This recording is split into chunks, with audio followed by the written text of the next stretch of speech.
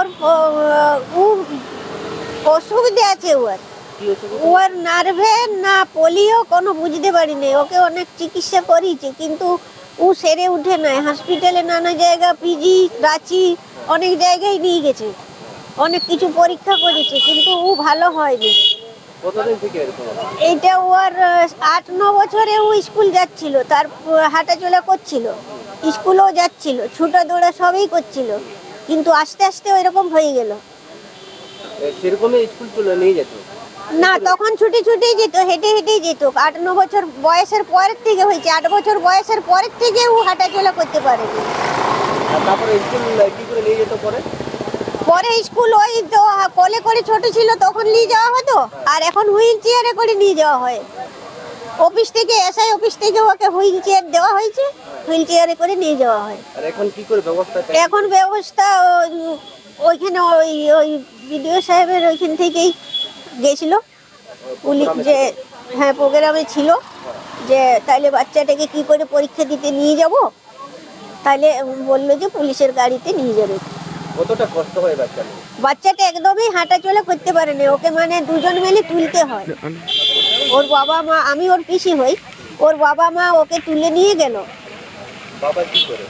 বাবা তো গরিব, ফল ব্যবসা করে, ওই তো ঠেলা গাড়ি করে ফল বিক্রি করে।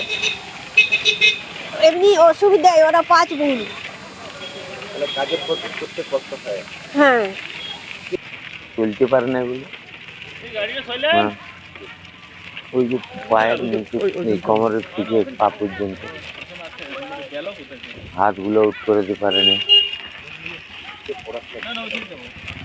হ্যাঁ, কষ্ট করি না, ছোটোর থেকে 6 বছর বয়স চলে বলছিল, তারপরে ও আস্তে আস্তে ইয়া হয়ে যায়। হ্যাঁ, আস্তে আস্তে টোঙায় চলছিল, দিয়ে এই অবস্থা।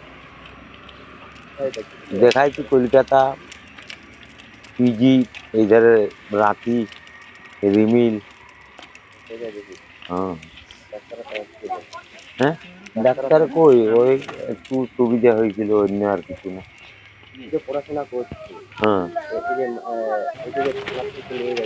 হ্যাঁ, যোগাযোগ একটু করা হয়েছিল থানায়, ওই যে ওইখানে ইয়া হয়েছিল, ফাংশন হয়েছিল, তো বলা হয়েছিল বড়বাবুকে যে স্যার এইরকম ব্যাপার, এসে একটু নিয়ে যাওয়ার জন্য। হ্যাঁ, গাড়ি স্কুল যায় এইখানে, এই গাড়ি। হ্যাঁ, না না, হ্যাঁ।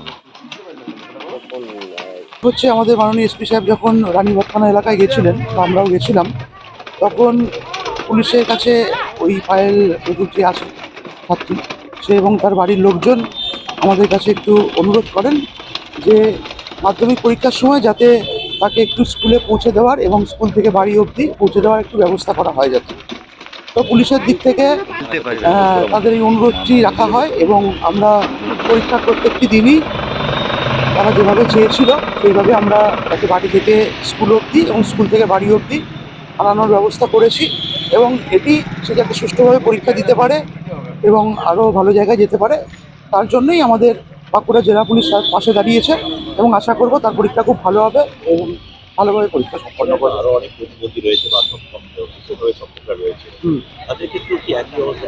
হ্যাঁ, আমরা বিভিন্ন থানা এলাকায় যেখানে যেরকমভাবে খবর পাচ্ছি বা অনেক জায়গায় আছে যেখানে গার্জিয়ানরা আমাদের কাছে এসে অ্যাপ্রোচ করছে যে যদি তাদের ছাত্রছাত্রী যারা বাড়িতে আছে তাদের যদি পৌঁছে দেওয়ার ব্যবস্থা করা যায়, আমরা যেখানে খবর পেয়েছি সেখানেই লোকাল যে থানা আছে তাদের তরফ থেকে সেই ব্যবস্থা করা হচ্ছে, এবং সমস্ত থানা এলাকাতে এই কি চলছে, এবং এটা আমরা পুরো পরীক্ষা চলাকালীনই এই ব্যবস্থাটা রাখবো।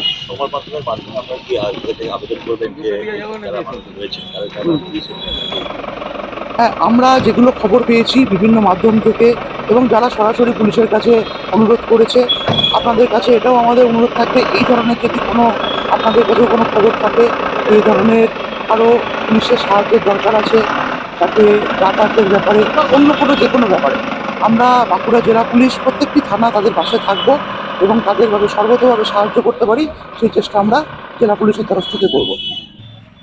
এর সঙ্গে এটাও জানিয়ে দিই যে আজকে আমাদের বাঁকুড়া জেলার অধীনে 119টি আমাদের পরীক্ষা কেন্দ্র আছে, 119টি কেন্দ্রেই আমাদের পরীক্ষা সুষ্ঠুভাবে আজকে ইংলিশ পরীক্ষা শুরু হয়েছে এবং সমস্ত কেন্দ্রগুলোতেই আমাদের পুলিশের ব্যবস্থা রয়েছে এবং কোশ্চেন পেপার আমরা প্রপার স্কটের সাহায্যে আমরা কোশ্চেন পেপার নিয়ে এসেছি এবং এখনো অবধি যা খবর আছে সুষ্ঠুভাবে সমস্ত জায়গায় পরীক্ষা শুরু হয়েছে এবং কোনো জায়গাতেই কোনো রকম কোনো যাতে পরীক্ষা সুষ্ঠুভাবে শুরু হয়নি এরকম কোনো খবর নেই, সব জায়গায় ঠিকঠাক চলছে।